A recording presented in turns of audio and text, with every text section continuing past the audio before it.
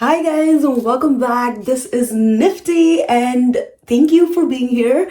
And it's been a while. It's actually been a long time since I posted something on YouTube. I feel like for the last 2 months, so many things have happened in my life, mostly good things. So I've just been very busy with work and everything, the hustle, the grind, being busy, being happy, and life has been good, guys.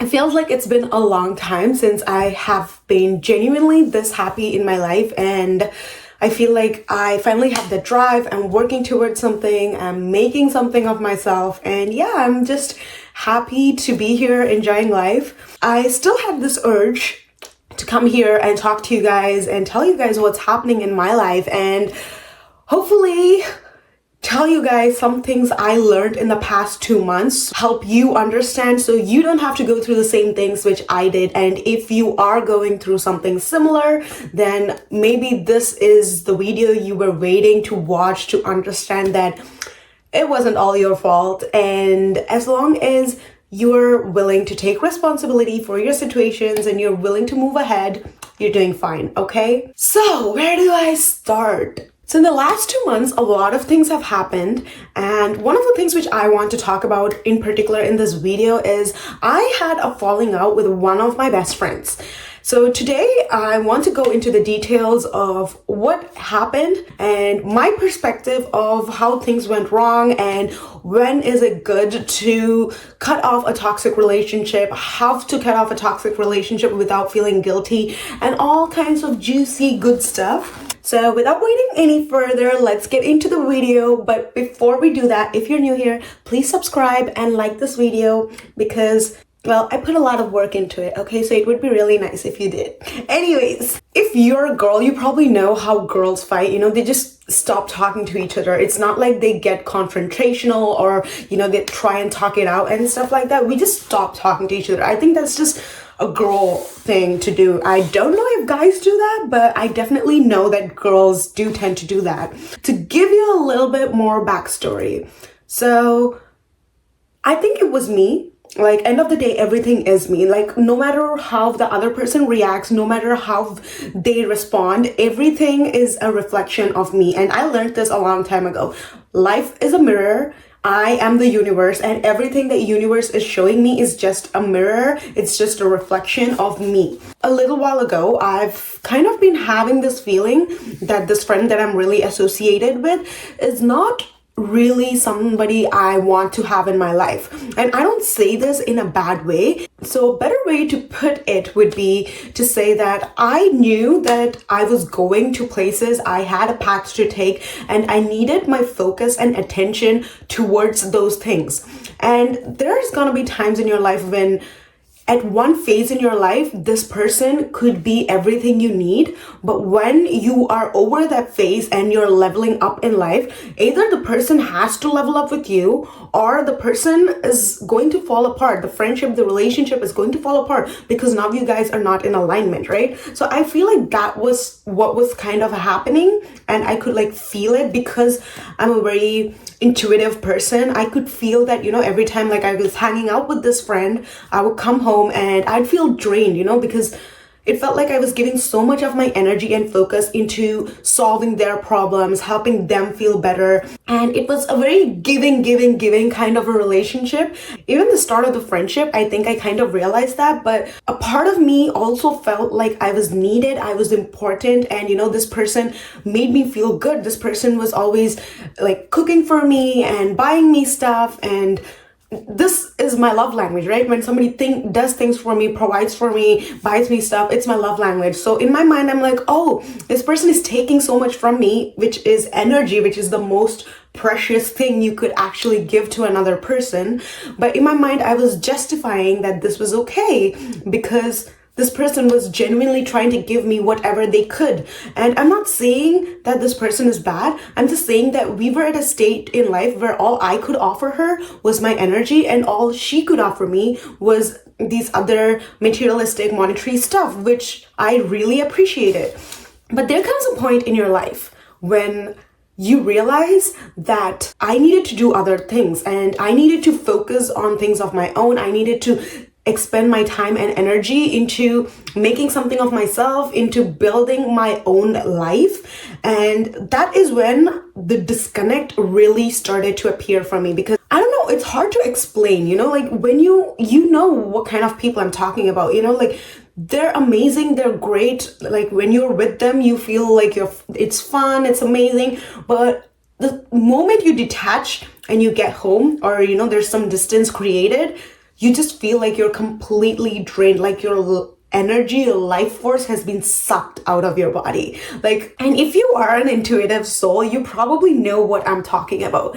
And I don't know if it was that person or if it was the circumstances that person was going through which made me feel that way. But end of the day, that is how it made me feel. It made me feel drained. It made me feel exhausted. So I knew that I needed to create a distance. Me being the spiritual girly I am, I knew that detachment was the way to go. So I slowly started creating distance between myself and the other person. So when I say distance, it was like we stopped hanging out as much as we would. My frequency of visits would slowly go down. It wasn't something very instant. It was a slow process. So that way it gave me some time to detach. And the more time and space I was taking for myself, the more clear it became that how much of an energy drain it was. If my friend is watching this video right now, I want you to know that this is not about you, this is about me, because there's gonna be times in your life when people move to different phases in their life. And like I said, when we move to another stage in life, when we're up leveling in life, when we're moving ahead, you cannot drag the people you're with to come with you. That's only going to slow you down. That's only going to make your journey that much harder. Sometimes all you have to do is go ahead and wait for the other person. Maybe they will see that, okay, this person has leveled up. It's time for me to level up and get there. And they will put in the work to get there. Or if not, well, that friendship, that relationship has just run its course and now it's over. And that is okay, because people come into your life for different reasons, season, or a lifetime. And you need to understand, if this person is not willing to level up and go to the levels that you are, you cannot be with this person. This reminds me of one of my favorite quotes, which is, you become the average of the 5 people you hang out the most with. And I felt like hanging out with this friend of mine really made an impact on me. Lots of good things that I learned from her too, about being more feminine and all those things. But I also realized that I was also picking up a lot of toxic qualities that this other person had. And it's not the other person, again, it's me, because end of the day, everybody has good and bad, and end of the day, I'm always going to pick up things from the other person, good and bad, when I'm hanging out with them. So it's my responsibility to make sure that I am only feeding good things into my brain. So coming back to the story, the energy shift is very evident. When you make that decision that you want somebody to move out of your life, or you are asking the universe, like in my case, that's exactly what I did. I prayed to God that, God, I feel like there are negative energies around me. I want you to take these negative energies away from my life. And I kid you not, situations and circumstances happened in such a way that I did not even have to do anything, but this person very easily and naturally left my life.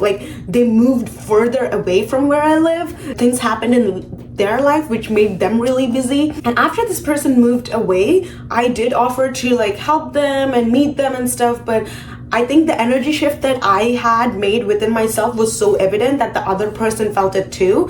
And she knew that I did not want anything to do with her. And she kind of closed herself off too. And this is okay. I know there's gonna be some of you who are gonna be like, okay, but you should have talked to her if she really means so much and blah, blah, blah. Let me tell you that before this whole falling apart happened, the 2 months before that, we actually had another fallout, which was kind of our first fallout. And during that time, it was her who got hurt by something I did, which was a very clear misunderstanding. It wasn't like I did anything to hurt her, but that was a real problem where we did not actually communicate with each other.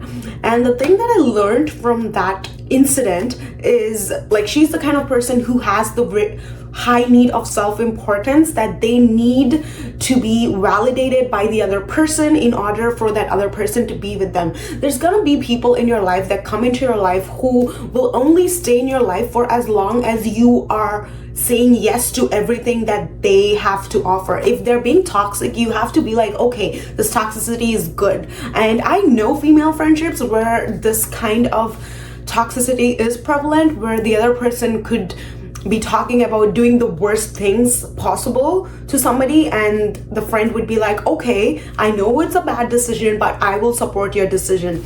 And I don't believe in that kind of friendships. Like, if you are my friend, you are here to tell me that I am wrong if I'm doing something wrong. If I'm not listening to you when you tell me that I'm wrong, I would like it if you gave me the space to go make my mistake and come back, but not support me on my mistake. Like, not tell me like, okay, girl, what you're doing is right, go do it.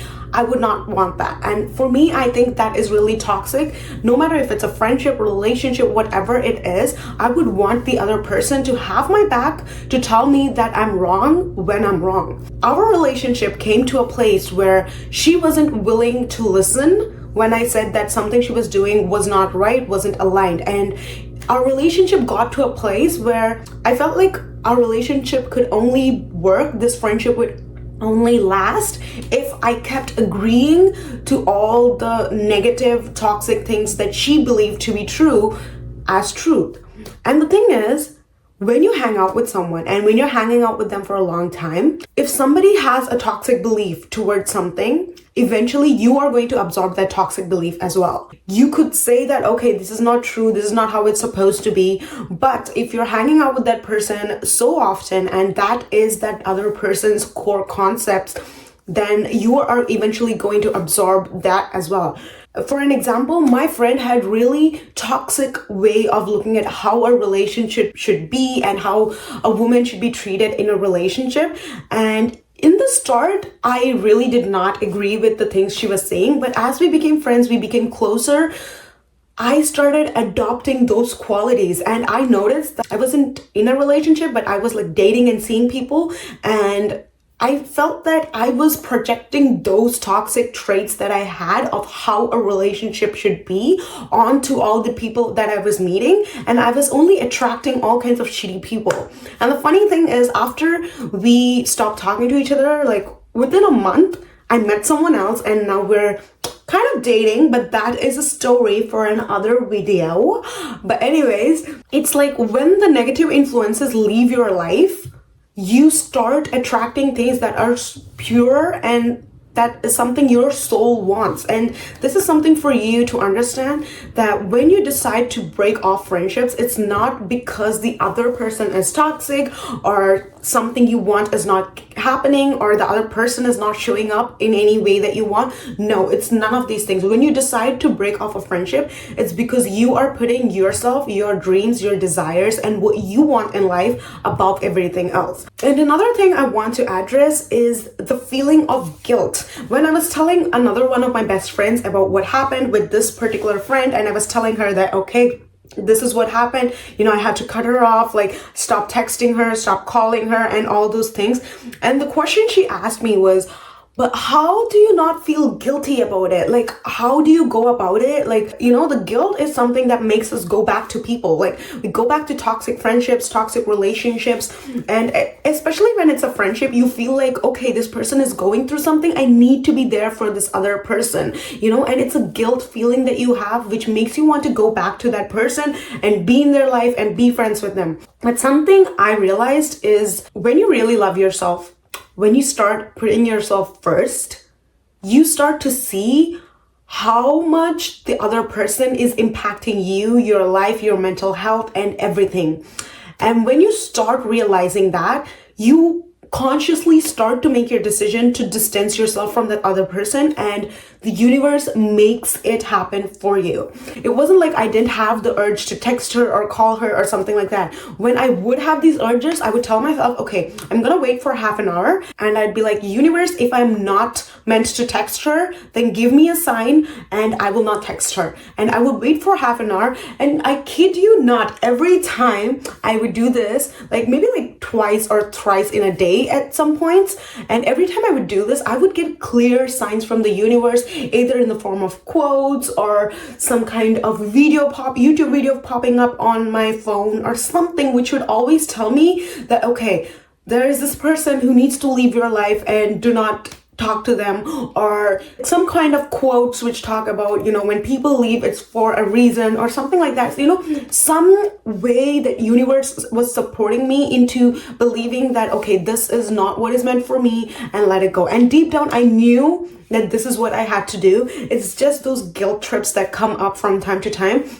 And as long as you are able to control those guilt feelings, you should be able to get through this and you will be fine. And that is everything we have for today's video, guys. I know that I did not go into a lot of details about what happened because I have a strong feeling that she is going to watch this video, and I do not want to be putting anyone in any bad light. I only wanted to share my experience of how I felt, and how, if you are somebody who's going through something similar in life where for some reason XYZ you feel like you need to fall apart with your friend, or you had a falling apart, you need to understand that the falling apart has nothing to do with you. Do not blame yourself. Do not think you are a victim in the situation, and do not feel guilty about what happened. Just remember that it is happening for the best, because if something is truly meant to be in your life, it cannot be taken away. Like, you could be with a friend, you could have the most bizarre, crazy fight with them, and friendships can still be amended. But if that other person is leaving your life, understand that it is a bigger plan from the universe giving you the things you want. And again, like I mentioned in the start of the video, sometimes when you're asking universe for big things or big changes to come into your life, you will experience that your current circumstances, your current friendships and relationships fall apart, because only when they fall apart are you making space for new things to come into your life. And another big thing that I learned is, which I'm still working on actually, is when these things fall apart, when you're in a relationship or a friendship, or you're working towards something, it doesn't happen. Instead of trying to think about the other person, focusing on that situation, you need to be able to recall all your attention and your focus, because you cannot manifest something new as long as your focus is on something old. Like, universe could have created all this space around you to bring something new into your life, but if you are focused on the past, if you are focused on that friend who left, or any kind of situation that's in the past, then you cannot attract your new reality into your current reality. Okay, so this is everything that I have for you guys today. I'm gonna leave you with that. Once again, thank you so much for watching, and I will see you guys in the next video. Bye.